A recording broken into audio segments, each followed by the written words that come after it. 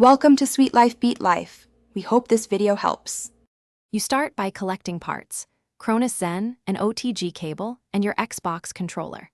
Connect Zen to your PC via USB-C because Zen Studio needs direct access to flash firmware.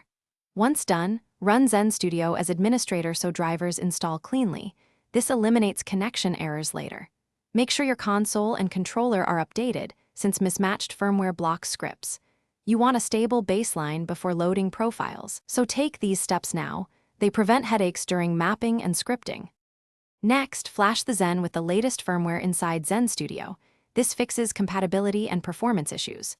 After flashing, switch the Zen to controller mode and pair your Xbox controller using the OTG cable. Put the controller in pairing mode and hit the Zen's pairing sequence. Once paired, load a Rainbow Six profile or create one, map buttons, set dead zones, and tune stick response. Make sure anti-recoil or macros comply with your rules. Small adjustments in dead zone reduce drift while preserving aim feel. Finally, verify everything before jumping into Rainbow Six. Use Zen Studio's game controller panel to test buttons, triggers, and sticks so you confirm mappings work. Then save your profile to a hardware slot on the Zen and reboot the Xbox to test in a private match. If you hit issues, first reflash firmware, then try a different OTG cable or repair the controller.